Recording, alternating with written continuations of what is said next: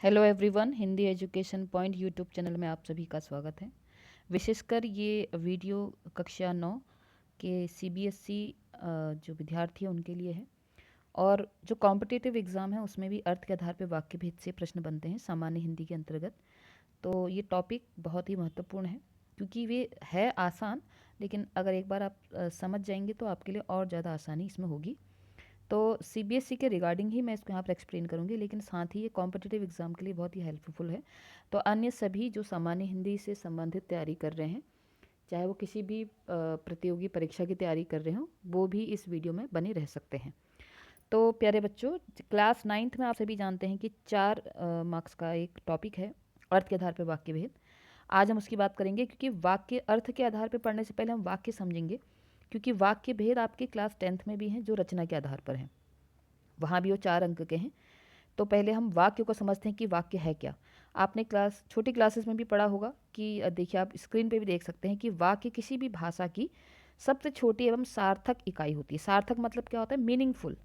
एक ऐसा meaningful sentence या ऐसा सार्थक वाक्य या सार्थक हम वाक्य तो हम बनेगा ना बाद में। तो अपने विचारों को दूसरों तक पहुंचाने के लिए हमें वाक्य की सहायता लेनी पड़ती है। आधे अधूरे वाक्य तो हम बोलते नहीं है ना। तो वाक्य से बोलने या लिखने वाले के आशय का बोध होता है। आशय मतलब होता है मतलब, मीनिंग। कोई आपसे कोई वाक्य बोलता है तो वो जो कहना चाहता है वो अपनी पूर्ण बात आप तक रखता है, उसे वाक्य कहते हैं।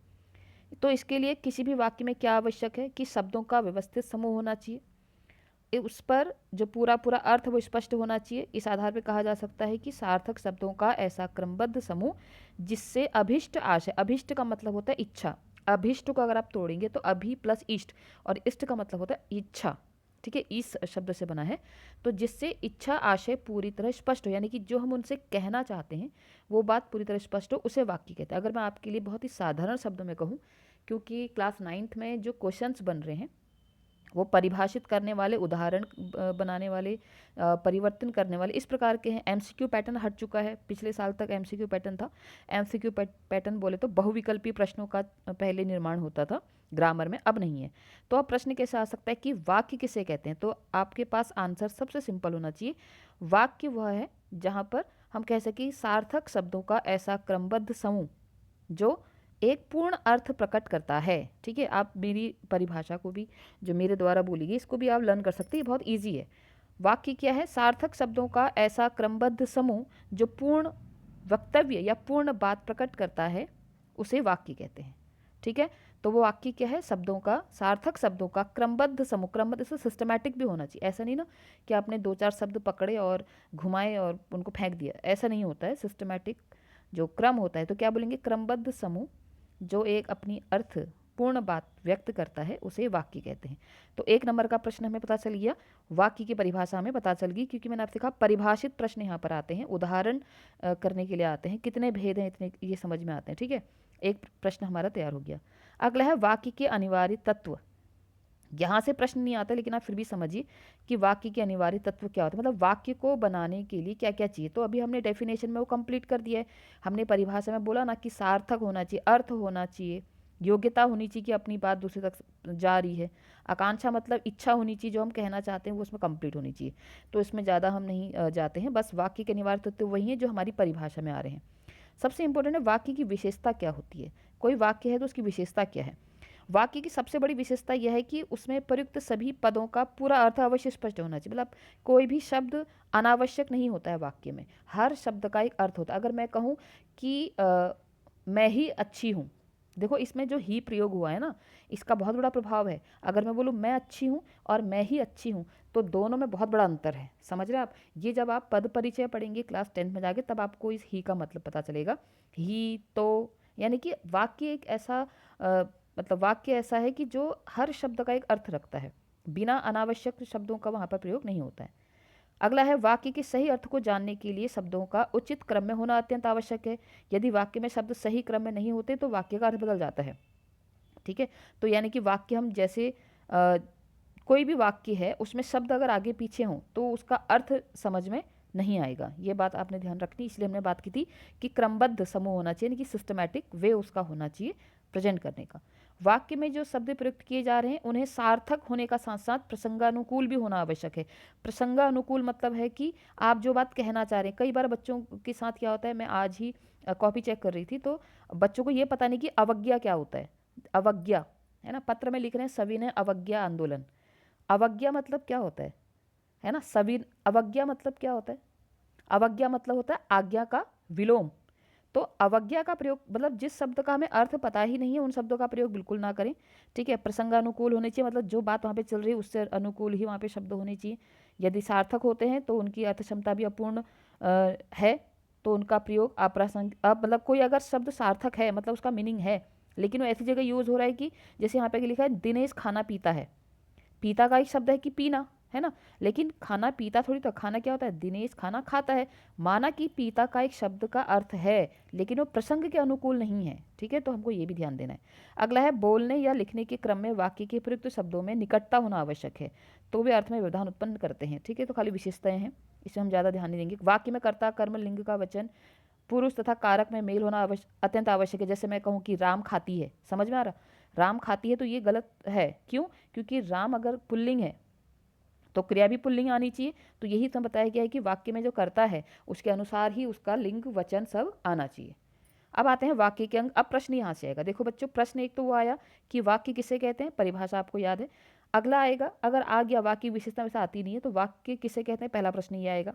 अगला प्रश्न आएगा कि वाक्य के अंग कितने होते हैं, ठीक है, वाक्य के अंग कितने होते हैं। तो जिन अवयवों को मिलाकर वाक्य की रचना होती है उन्हें वाक्य के अंग कहते हैं। वाक्य के अनिवार्य अंग हैं कर्ता एवं क्रिया। इसको कर्ता एवं क्रिया करके ना याद करके आप लोग याद करेंगे, इस पेज में देखिए, उद्देश्य और विधेय, ठीक है, हम इसको याद करेंगे, हम कर्ता और क्रिया याद नहीं करेंगे। वाक्य के दो अंग हैं, उद्देश्य और विधेय, दो घटक हैं, दो हिस्से हैं, क्योंकि इन्हीं से मिलकर वाक्य बनता है। उद्देश्य क्या है, ये आपने छोटी क्लास में पढ़ा होगा। वाक्य में जिसके विषय में कुछ कहा जाए उसे उद्देश्य कहते हैं। जैसे मीरा और मोहन, अब यहाँ पर एक सेंटेंस दे देते, मीरा नाचेगी, तो मीरा के विषय में बात हो रही है, तो मीरा उद्देश्य है। विधेय क्या होगा, वाक्य में प्रयुक्त उद्देश्य के विषय में जो कुछ कहा जाए उसे विधेय कहते हैं, ठीक है। तो ये प्रश्न आ सकता है कि वाक्य के कितने अंग हैं, वाक्य के दो अंग हैं, उद्देश्य और विधेय। उद्देश्य किसे कहते हैं, वाक्य में जिसके विषय में कुछ कहा जाए उसे उद्देश्य कहते हैं, और उद्देश्य के विषय में जो कुछ कहा जा रहा है उसे विधेय कहते हैं। ये आप जरूर याद रखेंगे, यहाँ से प्रश्न बन सकते हैं, ठीक है। जैसे यहाँ पर एक उदाहरण भी दे रखा है कि गया उन्हें बैलगाड़ी में जोत कर ले गया। गया कौन आप सभी जानते हैं, दो बैलों की कथा प्रेमचंद द्वारा रचित कहानी है। गया झुरी का साला है, ठीक है, और उन्हें मतलब यहाँ पर दो बैलों की बात हो रही है, तो गया उन्हें, अब गया उद्देश्य, क्योंकि गया के विषय में बात हो रही, गया उद्देश्य, और उस गया के विषय में जो बात हो रही है उन्हें बैलगाड़ी में जोत कर ले जाया गया, तो वो विधेय है, ठीक है, ऐसे आप याद कर सकते हैं। उपवाक्य भी मत पढ़िए, उपवाक्य आप क्लास 10th में पढ़ेंगे, ठीक है। जितनी टोकरी हो उतने ही फल लेने चाहिए, नहीं तो टोकरी से फल गिर जाते हैं, ठीक है बच्चों, इतना हम ध्यान रखेंगे। अगला है वाक्य के भेद। जो हमारा महत्वपूर्ण टॉपिक है क्लास 9th का, वो है वाक्य के भेद, और भी किसकी दृष्टि से, अर्थ की दृष्टि। देखिए यहाँ पे लिखा है ना कि वाक्यों का वर्गीकरण दो दृष्टियों से किया जाता है, अर्थ की दृष्टि से और रचना की दृष्टि से। रचना की दृष्टि से आप क्लास 10th में पढ़ेंगे, अभी आप पढ़ रहे हैं अर्थ की दृष्टि से, ठीक है, क्लास 9th में। 10th में आप पढ़ेंगे रचना की दृष्टि से। तो अर्थ की दृष्टि से बहुत, अब अर्थ मतलब क्या था कि उस वाक्य को पढ़ के जो आपको मीनिंग समझ में आ रहा है, हमको उसके रिगार्डिंग उसको पहचानना है। अर्थ की दृष्टि से हमें वाक्यों को पहचानना है, ठीक है। अब कैसे पहचानना है, सबसे पहला हमारा क्वेश्चन बैठता है कि अर्थ की दृष्टि से वाक्य के कितने भेद हैं। बहुत ही इंपॉर्टेंट क्वेश्चन है, बच्चे बहुत अच्छे से याद करते हैं लेकिन वहाँ पर भेदों को याद करने के चक्कर में भूल जाते हैं। देखो कारक के 8 भेद होते हैं, कारक के 8 भेद होते हैं ना, तो ऐसे करके आप याद कर लीजिए, कारक के भी 8 भेद है और अर्थ की दृष्टि से भी जो वाक्य भेद है वो 8 होते हैं। बस आप इतना याद रखो, अर्थ की दृष्टि से वाक्य भेद कितने होते हैं, 8 याद होते हैं आपको, 8 ऐसे करके याद रखना है। आप चाहो तो इस 8 को कहीं से कोरिलेट करो। देखो ना, जब कोई चीज़ आपको लर्न नहीं होती ना, तो उसके लिए आपको क्या करना चाहिए, उसको कोरिलेट करते हुए पढ़ना चाहिए। कोरिलेट मतलब होता है कहीं ना कहीं से उसका संबंध स्थापित कर दीजिए, आपको याद आ जाएगी। एकदम से आप कहोगे वाक्य कितने भेद हैं यार, अरे हाँ कारक के 8 भेद होते हैं। हमने कहा था कि कारक के जितने कारक के होते हैं ना, उतने ही किसके होते हैं, वाक्य के, अर्थ के आधार पर वाक्य के भेद होते हैं, हमें ऐसे याद हो जाएगा। तो अर्थ के आधार पर वाक्य के कितने भेद होते हैं बच्चों, 8 भेद होते हैं। अगर आपसे प्रश्न पूछा जा रहा है, ध्यान देंगे आप सभी लोग, प्रश्न सिर्फ इतना पूछा जा रहा है कि अर्थ की दृष्टि से वाक्य के कितने भेद हैं, तो आप सिर्फ उत्तर लिखेंगे अर्थ की दृष्टि से वाक्य के 8 भेद हैं। जब तक आपसे ये नहीं कहा जा रहा है कि अर्थ की दृष्टि से वाक्य भेदों के नाम लिखो, आप खुद सोचो, 1 नंबर का क्वेश्चन आता है तो 1 नंबर के क्वेश्चन में 8 भेद लिखने को कोई नहीं कहेगा। बाई चांस आ गया वो बात अलग है, लेकिन जब तक जितना ना पूछा जाए उतना नहीं लिखना चाहिए। जितना, जैसे हम कहते हैं ना, जितना ना कहा जाए उतना बोलना भी नहीं चाहिए। उसी प्रकार हमें परीक्षा में भी उतना क्यों लिखना है, क्योंकि कई बार बच्चे क्या करते हैं, 8 भेद लिखते लिखते निषेधवाचक को निश्चयवाचक लिख के आ जाते हैं। समझ में आ रहा है? तो संदेहवाचक को संदेशवाचक लिख के आ जाते हैं, तो उससे क्या होगा, आपके नंबर कट जाएंगे। तो कहीं एग्जामिनर को लगेगा आपको 8 तो पता है लेकिन आपको भेदों का नाम ही पता नहीं है, तो आप अच्छा करने जाओगे और बुरा हो जाएगा। तो इसलिए जितना पूछा जाए उतना याद रखो, और वैसे भी आपको भेदों के नाम तो अच्छे से याद होने चाहिए। तो हमारा देखो अभी तक 2-3 प्रश्न प्रिपेयर हो गए। वाक्य किसे कहते हैं, वाक्य के घटक या अंग कितने हैं, वाक्य, और उसके बाद उद्देश्य और विधेय किसे कहते हैं, ये हो गया। अब हमारा है अर्थ की दृष्टि से वाक्य के कितने भेद हैं, 8 भेद हैं। अब इन 8 भेदों को देखते हैं। विधानवाचक, निषेधवाचक, विधानवाचक को सकारात्मक वाक्य भी कहते हैं, ध्यान देंगे आप लोग, सकारात्मक वाक्य भी कहते हैं। निषेधवाचक को नकारात्मक वाक्य भी कहते हैं। आज्ञावाचक, प्रश्नवाचक, विस्मयवाचक को मैंने आपको बताया था पहले कि क्या कहते हैं, उद्गारवाचक कहते हैं। विस्मयवाचक क्या कहते हैं, एक नया नाम है उद्गारवाचक। उद्गार का मतलब क्या होता है, अपने भावों को प्रकट करना। तो विस्मयवाचक में क्या होता है ना, अरे, ओ, छी छी, ठीक है। तो ऐसे जो होते हैं, हाय रे, मतलब हम जब अपने भावों को व्यक्त करते हैं, किसमें, उसमें क्या, कौन सा चिन्ह लगता है, विस्मयवाचक चिन्ह लगता है, ठीक है। अगला है संदेहवाचक, इच्छावाचक और संकेतवाचक, ठीक है। तो पहला वाक्य देखते हैं, विधानवाचक। जिस वाक्य में किसी क्रिया के होने या करने का बोध होता है उसे विधानवाचक वाक्य कहते हैं। माना डेफिनेशन आ गई, तो विधानवाचक मतलब कहते हैं ना कि विधि का विधान है। हम क्या कहते हैं, यह तो विधि का विधान है, मतलब जो चीज़ होनी ही है या जो चीज़ हो रही है बस हमें पता चल रही है। मतलब कोई भी सकारात्मक सेंटेंस, आज स्कूल खुला है, ठीक है, आज मुझे बुखार है, ये भी तो एक, मतलब आप जो चीज़ हो रही है उसकी आप सिर्फ सूचना दे रहे हो। किसी कार्य के होने, क्रिया मतलब क्या है, कार्य, किसी कार्य के होने की सूचना अगर मिल रही है उसे विधानवाचक कहते हैं। ये पॉजिटिव सेंटेंस होता है, मतलब ये सकारात्मक वाक्य होता है। देखो, किसी कार्य के नहीं होने की भी तो हमें सूचना मिलती है ना, यहाँ पर होने की सूचना मिल रही है, ठीक है। आज मैं बीमार हूँ, ये भी तो आपका एक बात आप बता रहे हो, ठीक है, आप ये बात बता रहे हो। आज आज बारिश आएगी, ठीक है, आज बारिश आएगी, आज मौसम अच्छा है, आज मौसम अच्छा नहीं है, तो फिर वो अगला हो जाएगा। तो यहाँ पर क्या है, जिस वाक्य में किसी क्रिया के होने या करने का बोध होता है उसे विधानवाचक वाक्य कहते हैं। उदाहरण देख लीजिए, झूरी प्रातः काल सोकर उठा। ये एक मैंने कहा ना आपसे, विधि का विधान मतलब क्या होता है, कोई भी कार्य होने या मतलब जो हो रहा है उसकी सूचना होती है। उपभोक्तावादी समाज में विशिष्ट जन आते हैं, उपभोक्तावाद की संस्कृति चैप्टर है ये। प्रेमचंद ने गरीबी को स्वीकार कर लिया था, ये भी एक सूचना है। इन वाक्यों में क्रिया के होने अथवा उसकी प्रक्रिया का बोध होता है, इस कारण ये वाक्य विधानवाचक है। ध्यान रखेंगे, बहुत ही ईजी है, क्योंकि विधानवाचक हम क्या करें, सकारात्मक भी कहते हैं, ठीक है। इसके अन्य उदाहरण भी दिए हैं, जैसे पुलिस को देखते ही चोर भाग गए, वह नेपाल से तिब्बत जाने का मुख्य रास्ता था। ये सारे आपके चैप्टर से रिलेटेड ही हैं, नेपाल से तिब्बत जाने वाला लहासा की ओर चैप्टर का है। अगला है हमारा वाक्य निषेधवाचक, सकारात्मक का ही बिल्कुल अपोजिट होता है। जिस वाक्य में किसी कार्य के ना होने का बोध हो, अभी हम बात कर रहे थे होने का, और यहाँ पर बात हो रही है नहीं होने का। जैसे गिरे हुए बैरी पर सींग न चलाना चाहिए, नहीं, ये किसने कहा था, दो बैलों की कथा की बात है। बैरी मतलब क्या बताया था मैंने, शत्रु, गिरे हुए शत्रु पर सींग नहीं चलाना चाहिए, ये दो बैलों के द्वारा यहाँ पर कहा गया था। नहीं आ रहा ना, नहीं, तो क्या है, ये निषेधवाचक है। चक्कर चलाने से जूता नहीं फटता है, नहीं फटता है। दोनों ने पाँव न उठाए, तो यहाँ पर कोई भी कार्य नहीं होने की बात चल रही है, पता चल रही है, तो निषेधवाचक, ठीक है। जैसे अन्य उदाहरण है, हमारी जाति का यह धर्म नहीं है, ना वहाँ बर्फ की सफ़ेदी थी ना किसी तरह की हरियाली थी। तो दो सारे सेंटेंस क्या है, नेगेटिव सेंटेंस है, इसको निषेधवाचक या नकारात्मक वाक्य भी कहते हैं। अगला है आज्ञावाचक, जिस वाक्य में किसी प्रकार की प्रार्थना, विनय, आज्ञा अथवा अनुरोध का बोध हो। अब मैं आपको सिंपल आपकी भाषा में कहूँ, जहाँ पर आप अनुमति दे भी रहे हैं और अनुमति ले भी रहे हैं, मतलब ऑर्डर दे रहे हो और अनुमति मांग भी रहे हो, दोनों चीज़ें होती हैं। मतलब आप बॉस भी हो और आप सर्वेंट भी हो, समझ में आ रही बात। तो ऐसे वाक्यों को हम क्या कहेंगे, आज्ञावाचक वाक्य कहेंगे। उदाहरण देखते हैं, लता तुम गाना सुनाओ, लता तुम गाना सुनाओ, ये कहीं ना कहीं क्या एक ऑर्डर के फॉर्म में है। आप कहोगे नहीं ऑर्डर नहीं है, वो तो मुझसे कह रही है, अरे तो आपसे आपको कुछ डायरेक्ट करने को बोल रही है ना। तो लता तुम गाना सुनाओ क्या है, आज्ञावाचक है। अपनी संस्कृति से लगाव रखो, ये भी तो हमसे बोला जा रहा है। जैसे मैं आपसे कहूँ सुबह जल्दी जल्दी उठो, ठीक है, अपने ईश्वर की प्रार्थना करो, तो ये ऑर्डर ही तो है, ठीक है। अब जैसे ये है, अब अगला देखो आप, रोहन तुम रोज पढ़ने आया करो।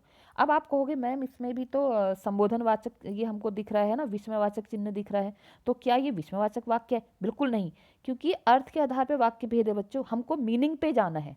हमको किस पे जाना है, मीनिंग पे जाना है। जैसे ये भी तो हो सकता है ना कि कितना सुंदर बगीचा है, अब कितना सुंदर बगीचा में भी तो कितना भी तो क्वेश्चन मार्क आता है, लेकिन कितना के आगे अगर क्या लग जाएगा, संबोधन चिन्ह लग जाएगा, यानी कि वो क्या बताना चाह रहा है, उसकी सुंदरता पे आश्चर्यचकित है, तो उद्गारवाचक वाक्य है। तो ध्यान देंगे आप आंख बंद करते हुए संबोधन चिन्ह देखकर या विस्मयवादी चिन्ह देखकर ये ना समझने कि ये क्या है, विस्मयवाचक वाक्य है। तो आप अर्थ अर्थ पे ध्यान देंगे। रोहन, क्योंकि मैं किसी को संबोधित कर रही हूँ ना, रोहन तुम इधर आओ, तो क्या होगा, ये मैं ऑर्डर दे रही हूँ ना, रोहन तुम इधर आओ, या रोहन तुम रोज पढ़ने जाया करो, या रोहन तुम बाहर चले जाओ, तो ये ऑर्डर है। तो वहां पर जो संबोधन चिन्ह है इसको देखकर आप कंफ्यूज बिल्कुल ना हो, अर्थ पे जरूर जाएं, ठीक है। तो आपने क्या देखा, इन वाक्यों में आज्ञा का बोध हो रहा है, इस कारण ये वाक्य आज्ञावाचक वाक्य हैं, ठीक है। जैसे ये देखिए, हीरा ने समझाया, नहीं भाई खड़े हो जाओ, सुमित को खेलने से रोको, ये सारे ऑर्डर हैं, ठीक है। अब अगला आता है, ऑर्डर मीन्स आज्ञावाचक। अगला है हमारा फोर्थ, प्रश्नवाचक वाक्य। प्रश्नवाचक वाक्य की तरफ आते हैं। जिस वाक्य में किसी प्रकार का प्रश्न करने का बोध होता है उसे प्रश्नवाचक वाक्य कहते हैं। क्या होरी का गोदान हो गया? लेखक भिखमंगे के वेश में यात्रा क्यों कर रहे थे? उन्हें हमारे ऊपर दया क्यों नहीं आती? तो यहाँ पर प्रश्न पूछा जा रहा है, तो ये सारे क्या है, प्रश्नवाचक वाक्य हैं। ये बहुत आसान और आपके इंग्लिश ग्रामर में भी होते हैं ये इंट्रोगेटिव सेंटेंस, अफर्मेटिव सेंटेंस, ठीक है।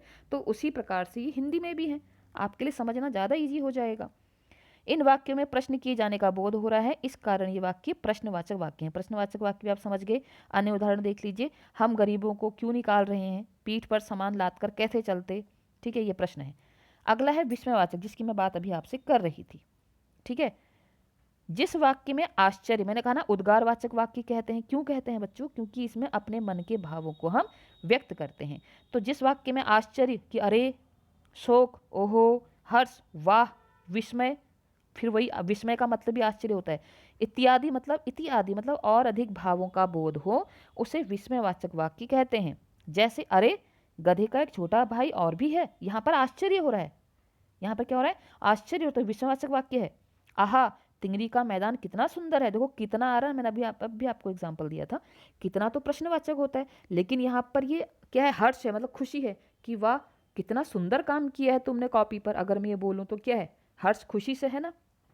अगला है, छी कितनी बदबू आ रही, तो घृणा का भाव है। आपने ये पढ़ा भी होगा कि भावों, हर्ष, शोक, घृणा, आशीर्वाद, ये सब आपने भाव पढ़े होंगे छोटी क्लासेस में, तो उन्हीं से मिलकर बनता है विस्मयवाचक वाक्य। इन वाक्यों में विस्मय के भाव का बोध हो रहा है, इस कारण ये वाक्य विस्मयवाचक है, ठीक है। देखिए हम एक एक करके सारे वाक्यों को समझ रहे हैं। अन्य है अगला, इसका एक उदाहरण और देखते हैं। आहा, यह लो अपना ही घर आ गया, ठीक है। पिछले वर्ष के फैशन इस वर्ष शर्म की बात है। पिछले वर्ष के फैशन इस वर्ष शर्म की बात है, मतलब घृणा कर रहे हो आप। तो आप ये ध्यान देंगे कि मीनिंग क्या निकल रहा है। मैंने आपसे पहले ही कहा था कि अर्थ के आधार पर वाक्य भेद हैं, तो उनके मीनिंग पर हमको जाना है और कुछ पहचान की चीज़ें हैं। अगला है संदेहवाचक। कई बच्चे इसको संदेश लिखते हैं, संदेश नहीं है वो संदेह, संदेह माने डाउट, ठीक है। जिस वाक्य में कार्य होने में संदेह या संभावना प्रकट हो, मतलब कि ऐसा हो सकता है, उसे संदेहवाचक वाक्य कहते हैं। जैसे शायद बहुत चक्कर काटने से तुम्हारा जूता फट गया, शायद कल रमेश आगरा जाएगा, संभवतः, ये भी शायद का ही एक कह सकते हैं आप पर्यायवाची है। संभवतः यहाँ ठहरने की अच्छी जगह मिल जाए। तो इन वाक्यों में संदेह तथा संभावना का बोध हो रहा है, इस कारण ये वाक्य क्या है बच्चों, संदेहवाचक वाक्य है। इसके कुछ अन्य उदाहरण भी देख लेते हैं। शायद स्वामी जी ने शिकागो जाने का निश्चय कर लिया। स्वामी जी आप जानते हैं स्वामी विवेकानंद जी की बात हो रही है। शिकागो में हिंदी में भाषण दिया था और उनका जन्म मनाया जाता है 12 जनवरी, जब युवा दिवस मनाया जाता है, ठीक है। ये एडिशनल नॉलेज है आपके लिए। युवा दिवस मनाया जाता है, यूथ डे जिसको आप बोलते हैं, जनवरी के मंथ में 12 जनवरी, अगर मैं सही हूँ तो 12 जनवरी ही है। संभव है लंबी यात्राओं की थकान ने उनके शरीर को कमज़ोर कर दिया हो, ठीक है। तो शायद और संभव इसमें लगते हैं। आगे हम इसमें प्रैक्टिस भी करेंगे, आपको अच्छे से समझ में आ जाएगा। अगला है इच्छावाचक वाक्य, ठीक है। अब क्या है, इच्छावाचक वाक्य है जिस वाक्य में किसी इच्छा, आशा या शुभकामना का बोध हो, उसे इच्छावाचक वाक्य कहते हैं, ठीक है। जैसे अभी क्रिसमस आ रहा है, मैरी क्रिसमस आपका हो गया, हैप्पी न्यू ईयर आ रहा है, आपका हो गया नव वर्ष मंगलमय हो। तो ये सब क्या है, इच्छा है, आशा है, शुभकामना है। काश पहले जैसा सद्भावपूर्ण माहौल हो जाता, सद्भावपूर्ण मतलब अच्छे भावपूर्ण वाला माहौल हो जाता, काश, ये इच्छा ही तो है। काश मैं चाहती थी कि गांधी जी मेरी कविता सुने। ये आपको याद आ रहा होगा, मेरे बचपन के दिन में गांधी जी के पास महादेवी वर्मा कटोरा लेके जाती हैं, गांधी जी कटोरा तो मांग लेते हैं, कविता सुनते ही नहीं है उनकी। अगर आपने चैप्टर पढ़ा होगा आपको याद आ रहा होगा। काश झूरी अपने बैलों को गया के घर ना भेजता। तो यहाँ पर क्या है, इच्छा है, आशा है, उम्मीद है। आशा का मतलब उम्मीद भी होता है। शुभकामना, शुभकामना वाले इसमें शब्द नहीं है अभी, ठीक है। जैसे मैं आपसे कहूँ कि आपकी यात्रा मंगलमय हो, ये शुभकामना है। आपका स्वास्थ्य, ईश्वर करे आपका स्वास्थ्य जल्दी ठीक हो, ये भी शुभकामना है, ठीक है। इन वाक्यों में आशा, इच्छा तथा कामना का बोध हो रहा है, इस कारण ये वाक्य इच्छावाचक वाक्य है। कुछ और उदाहरण इसमें दिए गए हैं। यदि इतनी मेहनत काम न चलता तो काम ले लेते, ठीक है, ये इसका नहीं है। अब आगे बढ़ते हैं हम संकेतवाचक वाक्य में। कितने हो गए थे? 7th इच्छावाचक, अब है तो और काम ले लेते, ये इसके गलत है, ठीक है, ये इसमें मत देखना। यदि इसमें नहीं आता है, किसमें? इच्छावाचक में नहीं आता है। अब आता है अगला संकेतवाचक वाक्य। संकेतवाचक वाक्य क्या होता है? जिस वाक्य में एक क्रिया का होना दूसरी क्रिया पर निर्भर होता है। मतलब एक, जैसे ना, एक क्रिया दूसरे पे, जैसे जैसा कर्म करोगे वैसा फल मिलेगा, जैसा कर्म करोगे वैसा फल मिलेगा। ये क्या है कि हमारा फल किस पे डिपेंड कर रहा है? हमारे कर्म पे डिपेंड कर रहा है। तो एक क्रिया जब दूसरे पर निर्भर होती है उसे संकेतवाचक वाक्य कहते हैं। जैसे यदि हीरा का पैर गीले खेत में ना फंसता तो पकड़ा ना जाता। अब आप कहेंगे मैम इसमें न और न आ रहा है, नेगेटिव सेंटेंस है ना, नहीं पकड़ा जाता, लेकिन इससे पहले संकेतवाचक वाक्य है क्योंकि इसमें एक क्रिया दूसरे पर निर्भर है। बात हो रही कि हीरा कब नहीं पकड़ा जाता? अगर वो गीले खेत में नहीं फंसता। तो एक क्रिया दूसरे पर निर्भर है, तो कौन सा वाक्य है? संकेतवाचक है। यदि रास्ता ना भटकते तो जल्दी पहुंच जाते, तो वो नेगेटिव सेंटेंस है, लेकिन इससे पहले क्या है? जल्दी कब पहुंचते? अगर रास्ता नहीं भटकते। यदि वह मुझसे मिलता तो उसका काम हो जाता। उसका काम कब हो जाता? जब वो मुझसे मिलता। तो एक क्रिया दूसरे पर निर्भर है, तो क्या हो गया? संकेतवाचक वाक्य। इन वाक्यों में दूसरी क्रिया का होना पहली क्रिया के होने पर निर्भर है, इस कारण ये वाक्य संकेतवाचक वाक्य हैं। दोहरी मार पड़ेगी तो भाग खड़ा होगा। कब भाग खड़ा होगा? जब दूसरी, मतलब दोहरी मतलब डबल मार पड़ेगी। जब मैं जोर देने लगता तो और सुस्त पड़ जाता। ये आपको पता चल रहा होगा चैप्टर से, लाइनों से, कि ये कहाँ का है? दो बैलों की कथा चैप्टर का है। अब हम थोड़ा वाक्य का रूपांतरण देख लेते हैं। रूपांतरण मतलब चेंज करने को। अब आपके उसमें देखो क्वेश्चन कैसे बनेंगे। हमने अभी तक कितने क्वेश्चन की बात करी? वाक्य किसे कहते हैं, वाक्य के कितने अंग हैं, उद्देश्य किसे कहते हैं, विधेय किसे कहते हैं, अर्थ के आधार पर वाक्य के कितने भेद हैं, विधानवाचक, ये सारे वाक्यों का हमने डेफिनेशन देखी, किसको किसको कैसे कहते हैं। अब इसमें प्रश्न क्या आएगा कि इस वाक्य को इसमें बदलिए, या इस वाक्य को पहचाने की कौन सा वाक्य है। इसमें कुछ दिए हैं कि विधानवाचक वाक्य से प्रश्नवाचक में परिवर्तन, ठीक है। जैसे टोपी 8 आने में मिल जाती है, तो प्रश्न होगा क्या टोपी 8 आने में मिल जाती है। आप ऐसे ना बनाएं। अगर प्रश्न देखो, विधानवाचक वाक्य अगर है कि टोपी 8 आने में मिल जाती है, तो आप ऐसे वाक्य प्रश्न, अगर ये आपको प्रश्नवाचक में बदलने को आ गया, तो आप ये मत कहना कि टोपी कितने आने मिलती है, टोपी कितने आने मिल जाती है, ये नहीं करोगे आप टोपी 8 आने मिल जाती है को क्या करोगे? क्या टोपी 8 आने मिल जाती है ना। उसके शब्दों को काटना छांटना नहीं है, ये ध्यान देंगे आप लोग। विधानवाचक वाक्य से जब आप प्रश्नवाचक वाक्य बनाएंगे, क्या टोपी 8 आने मिल जाती है, ये बनाओगे आप। टोपी कितने में मिल जाती है करेंगे, तो ये तो फिर आपने 8 और वो सब आना सब खा दिया, समझ रहे। तो अर्थ को वैसे ही रहने देना है, उसको प्रश्न बना देना है। गांधी जी का नाम सबने सुना है, ठीक है, गांधी जी का नाम किसी ने नहीं सुना है, गांधी जी का नाम किसने नहीं सुना है, प्रश्न ऐसे बन जाएगा। अब देखो विधान से निषेध कैसे बन रहा है, मेरा जूता भी अच्छा है, मेरा जूता अच्छा नहीं है, सभी नदियां पहाड़ फोड़ती हैं, सभी नदियां पहाड़ नहीं फोड़ती हैं, तो ईजी है। विधानवाचक से आज्ञावाचक, राखी के दिन बहनें राखी बांधती हैं, राखी के दिन बहनों से राखी बंधवाओ, ऑर्डर हो गया ना। तुमने अपना जूता टीले पर आजमाया, तुम अपना जूता टीले पर आजमाओ, ठीक है, ऑर्डर है। फिर है विधानवाचक से संकेतवाचक वाक्य। कानपुर में असफल होने पर नाना साहब भागने लगे। यदि कानपुर में, मैंने कहा ना संकेतवाचक क्या होगा, यदि, इफ, है ना, इफ यूज होगा। इफ एंड बट किस में आता है? संकेतवाचक वाक्य में आता है। प्रश्नवाचक वाक्य से विधानवाचक, क्या तुम आज घूमने जाओगे, क्या तुम, फिर इसका विधान क्या होगा? तुम घूमने जाओगे, बस हो गया, ठीक है। ज़्यादा उसको टिपिकल नहीं बनाना है, उसके मीनिंग को समझते हुए उसको वैसे ही चेंज करना है। देखो विधानवाचक का संकेतवाचक हमने देख लिया और प्रश्नवाचक भी देख लिया। विधानवाचक से इच्छावाचक देखिए, वह मेहनत करता है, काश वह मेहनत करे, इच्छा है ना। जैसे मैं आप कहूँ कि वह पढ़ता है और माता पिता कह रहे हैं काश वह पढ़ता, ठीक है। मुझे ऐसा लगता है कि बच्चा पढ़ रहा है कक्षा में, तो मैं कहूँगी वो तो पढ़ता है, वह पढ़ता है ना, वह तो नहीं, वह पढ़ता है, तो माता पिता कह रहे हैं काश वह पढ़ता, ठीक है। तो इच्छावाचक। ईश्वर सबको खुश रखता है, ईश्वर सबको खुश रखे, ईश्वर सबको खुश रखे, ये हमारी विशेष हैं, इच्छाएं हैं, आशीर्वाद हैं, शुभकामनाएं हैं। अब विधानवाचक वाक्य से संदेहवाचक वाक्य में कैसे परिवर्तित करेंगे। विधानवाचक वाक्य, तब हिंदी का वातावरण न था। अब आप कहेंगे विधानवाचक तब हिंदी का वातावरण न था, ये विधानवाचक नहीं है, ठीक है, ये तो नेगेटिव सेंटेंस है। तब हिंदी का वातावरण था, शायद तब हिंदी का वातावरण था, ऐसे होगा, ठीक है। कई बार पुस्तकों में भी बहुत सारी चीज़ें मिस्टेक होती हैं, तो उसमें ध्यान देंगे आप लोग। विधानवाचक वाक्य से विषमवाचक वाक्य में परिवर्तित करना है।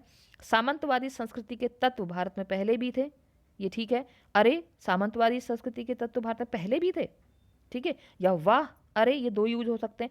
छीछी नहीं कह सकते उसमें आप, क्योंकि आपको कहाँ पर कैसे भावों का प्रयोग करना है ये ध्यान देना है। यह बहुत ही सुंदर दृश्य है, वाह कितना सुंदर दृश्य है, ठीक है। तो इस प्रकार आप परिवर्तन करना सीखेंगे। तो जैसे प्रश्न बनेगा अर्थकृत से वाक्य कितने भेद हैं? 8 भेद हैं। यदि परिश्रम करोगे तो सफल होगे, ये कौन सा वाक्य आपको लग रहा होगा? यदि करोगे तो संकेत है।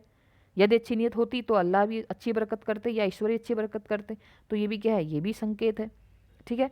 तो कितनी विचित्र जलवायु है तिब्बत की, कितनी विचित्र जलवायु है तिब्बत की, तो ये भी क्या है? इच्छा, ये विषमवाचक है। कितनी विचित्र जलवायु, मतलब आश्चर्यचकित हो रहा है, ठीक है बच्चों। तो अर्थ के आधार पे वाक्य भेद मुझे लगता है आप लोगों को अच्छे से समझ में आ गए हैं।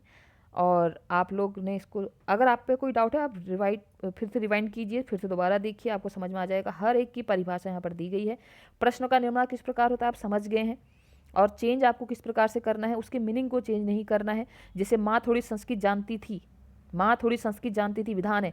निषेध क्या होगा? माँ थोड़ी संस्कृत नहीं जानती थी, माँ थोड़ी संस्कृत नहीं जानती थी, बस, ठीक है। तो इस प्रकार आप इसको करेंगे, बहुत आसान सा टॉपिक है, आप इसको अच्छे से कर सकते हैं। और अन्य जो भी कॉम्पिटेटिव एग्जाम के लिए जो इस वीडियो को देख रहे हैं उनके भी डाउट यहाँ पर बहुत अच्छे से क्लियर हुए होंगे, क्योंकि वहाँ भी ये पूछे जाते हैं अर्थ के आधार पर वाक्य भेद।